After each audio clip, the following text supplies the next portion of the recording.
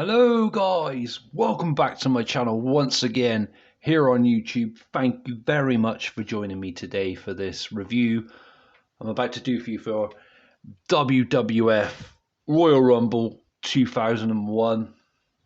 So this is one of my favorite WWF stroke WWE pay-per-views of all time. I thought it makes sense to cover this one, seeing as we're in the month of Royal Rumble. It's Royal Rumble season. Let's get into it. So, on the cover art, we have a very similar layout to the 1992 cover art of Royal Rumble. Unfortunately, I don't have that one at the moment. Hoping to get that one soon in the Tagged Classics, along with, I think it was 1991 with that one. But yeah, the layout is pretty much the same with the art, but obviously different superstars. And this one has Stone Cold Steve Austin, The Rock, Triple H, Chyna, Rikishi, Ron Simmons, Undertaker, Devon Dudley, Kane, the Lethal Weapon Steve Black. No, there's the Lethal Weapon Steve Blackman. Sorry guys, that's Chris Benoit there. Kurt Angle, Bubba Ray Dudley, Bradshaw, and the Ayatollah of Rock and Roller, Chris Jericho. So this was a Silver Vision release here in the UK, 15 certificate. There's the inside. This art looks pretty cool, same as the front really. And we have the menu selection there with the layout of like play, matches, extras, history, Rumble wrap up.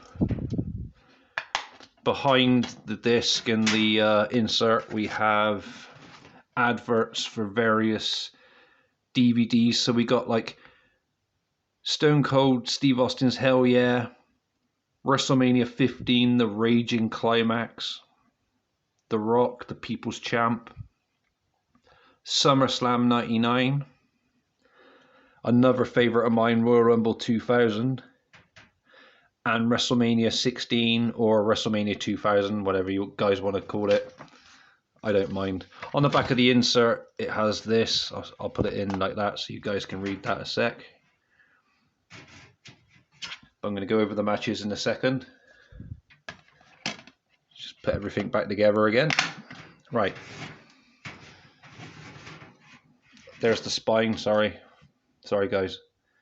Strangely, it doesn't have the 15 certificate on the spine, but I don't think these earlier kind of DVD releases from WWF have the BBFC certificate on. I don't find fault to it. I just pick out on all these kind of on these things. I'm strange like that. Anyway, the Royal Rumble. 2 superstars start in the ring and other participants enter every 2 minutes for a total of 30 men. It's every man for himself, with the surprise participants and an ending, you've got to see to believe, and that's fucking true, honestly. The object is to be the last man standing, who will win and be #1 contender at WrestleMania 17. So, obviously there's going to be spoilers now, guys, for me to elaborate on this whole pay-per-view, if you can appreciate that. If you don't want spoilers, then obviously turn off now. I don't want you to turn off. Honestly, guys, I want you to stay tuned for my channel. Thank you. And I'm sorry. But here we go. Before we do that, though, let's have a look at the various screenshots and stuff. So we have Triple H delivering a pedigree to Kurt Angle at the top there. Stone Cold Steve Austin with a stunner on Kane. Chris Jericho with the Lion Tamer, I think that is, on Chris Benoit. And then got Rock and Austin scrapping at the bottom there. special features, 7 exclusive interviews, special history, and extra section. Well, that's a hell of a mouthful. Anyway, so we'll start with the WWF Women's Championship match between Ivory and Chyna. Chyna was suffering from a kayfabe neck injury going into this match, and throughout the match she pretty much dominated it. It wasn't a long match or anything. She pretty much kicked Ivory's ass throughout this match, and she went to do this springboard kind of back elbow move she does, like a gymnastic kind of thing, and her neck injury came into play and she collapsed to the ground, giving Ivory a chance to cover for the 1-2-3 to retain the WWF Women's Championship. I don't want to sound sexist or anything, but it feels like it was a step back for Chyna because she was competing for the Intercontinental Championship not long before this, maybe a year or so before this, when she beat Jeff Jarrett in that Good Housekeeping match. I think she won the Intercontinental Championship then. I'm sorry if I'm wrong with that, guys. And there was also rumors that she was also going to face Stone Cold Steve Austin for the WWF Championship at some point. And that would have been fucking badass. But that obviously didn't happen. It caused a lot of controversy backstage, apparently, from my research I'd done on it all. But yeah, this match I give a 3 out of 5. Like I said, Chyna pretty much dominated it and she should have won it, but the neck injury came into play on that one, unfortunately. Then we have the WWF Tag Team Championship on the line. Edge and Christian against the Dudley Boys. So this was all right, this match as well. I give this one a 3.5 out of 5. They had a good match, but it wasn't as good as their TLC kind of matches they have together. But it's still worth checking out though, guys, honestly. We had an awesome WWF Intercontinental Championship ladder match between champion Chris Benoit and Chris Jericho. Wow, both these Canadian wrestlers, absolutely badass. I can't praise them both enough for this match. This is really cool. Guys, if you've never seen this match, check it out as well. Few really interesting spots in this match. One that stood out for me was Chris Benoit trying to take a dive to the outside, and he was greeted by like a nasty chair shot by Chris Jericho, and he landed kind of weird. Seriously, have a look at that one, guys. And another spot was obviously, as you can see in the picture there, the lion tamer on Chris Jericho.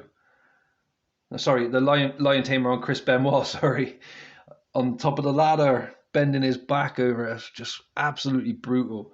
Awesome stuff. I give that match 5 out of 5. We had a WWF Championship match. 2 Hills going at it. So we had Kurt Angle against Triple H. So Kurt Angle was with Trish Stratus. Triple H was with Stephanie McMahon, or McMahon Helmsley, or whatever you want to call it, part of the story. But very good match as well. I don't usually hold high praise to Triple H, as you guys know on my channel. I don't hold him in high regards for a lot of reasons, but I can't fault his wrestling skills and everything. He done well in this match, and I actually think he deserved to win this one, but it was Kurt Angle that picked up the victory, I do believe, and retained his championship. But there was so much shit going on during that match. We had like Trish Stratus coming in, Vince McMahon. It was just chaos, really. Absolute chaos. Speaking of chaos, we're going to go to the 30-man Royal Rumble match in a minute, but I'll give you my rating for the Kurt Angle Triple H match. I give that a 3.5 out of 5. So the 30-man Royal Rumble match, wow. Before we go into that, I just wanted to say to you guys that where I was working at the time, I was speaking to a friend of mine the job I was working in, called Gary, and he put a wager on with me who was going to win the Royal Rumble back here in 2001, and I said to him Kane, and I wagered 10 quid, and he said it's going to be Stone Cold Steve Austin, and I go, why did you say that for? Why is he your pick? And he goes, because it's the WrestleMania is going to be held in Texas or something, or his hometown, Stone Cold Steve Austin's hometown. And I said, well, we'll see how it all pans out. But yeah, best of luck. And I thought to myself, no, I definitely got Kane on this one. I have. And I watched this live on Channel 4 back in the day. Yes, guys, I'm that old. And fucking hell, this went on with adverts in between as well. This went on to like 4:30 in the morning or something stupid over here in the UK. So anyway, I watched the match, and Kane pretty much dominated the whole entire Royal Rumble. He eliminated people like Raven, Perry Saturn, Steve Blackman, Al Snow. They all tried to get a bit hardcore and using weapons and all that on each other and on Kane, but Kane fucking wiped them all out. And I think this is where Kane broke that record for the most eliminations at that time, before obviously the other people like Roman Reigns and Braun Strowman have broken that record now. But this was a new set record for Kane. And oh my God, it was absolutely badass. And then it come down to The Rock and Kane at one point when The Rock came in, and they had a good scrap. And The Rock disappeared for a little while. Then we had Stone Cold Steve Austin come in when he was due to come in. And I forgot to say earlier, he interfered in the championship match with Kurt Angle and Triple H, and that's what cost Triple H the WWF Championship, and Kurt Angle retained. So Triple H come out and attacked Stone Cold, give him a good beat down. He was absolutely crimson blood covered, honestly, guys. It was absolutely chaotic. And yeah, the final four were Kane, Stone Cold, The Rock, Billy Gunn as well, surprisingly. For some reason, they were trying to push Billy Gunn to be main event level kind of thing back then, I thought, and it didn't pan out for him because he had won the King of the Ring was it the year prior to this or something like that, or was it 99? I can't remember now, but he definitely won one of the King of the Rings, and it looked like he could have been a contender for the WWF Championship, but he was eliminated first out of the final four, and then it was a bit of a scrap, and then The Rock went over and he was eliminated. I also want to note that The Rock also eliminated The Big Show after their weird finish the year prior at the Royal Rumble 2000, but he done it quite easily with this one. And then it came down to Stone Cold and Kane, and oh my God, I couldn't believe it. That wager I had on, I thought, oh my God, I'm going to actually win this. Oh yeah, it's 10 quid, but it was a big thing back then for me. And I thought, oh wow, yeah, this is actually going to happen. Kane's going to go to WrestleMania. He's going to headline WrestleMania and become WWF champion. He's going to win his second ever WWF championship. And they had a hell of a brawl, Kane and Austin. And I honestly thought Austin was so fucked that he wouldn't be able to continue, and Kane would have eliminated him as well, because he had such a good run, Kane, with his eliminations. His crazy amount of eliminations. I think it was 11 or 12 that night. I can't remember the exact figure, guys. Sorry, off the top of my head. But yeah, and after 3 brutal chair shots towards Kane's skull, Steve Austin managed to eliminate Kane from the Royal Rumble. And this is my absolute favorite Royal Rumble I've ever ever seen, especially the Royal Rumble match itself. Absolutely awesome. And I do hold 2007's Royal Rumble and 2000's in high regards as well for being good Royal Rumbles, and 1992 as well, maybe. But this one is my all-time favourite. Absolutely love this. If you've not seen this before, guys, check it out. And I'm sorry if I spoiled it for you if you've never seen it, but this holds a kind place in my heart. And 2001 was such a fucking awesome year for WWF. I give this a 10 out of 10. And that's my first ever high rating for a WWF stroke WWE pay-per-view here on my channel. 10 out of 10. It really does mean that much to me. Very good pay-per-view. I was gutted that Kane didn't win, obviously, but wow, what a Royal Rumble. One I'd never forget, one that can never ever be matched, I don't think. Awesome stuff. Let me know in the comments below what you think of this Royal Rumble, and feel free to like and subscribe if you haven't done so already. And thank you to my new subscribers. Pleasure to meet you guys. I like making friends with you all. You stay safe, take good care of yourselves. Peace.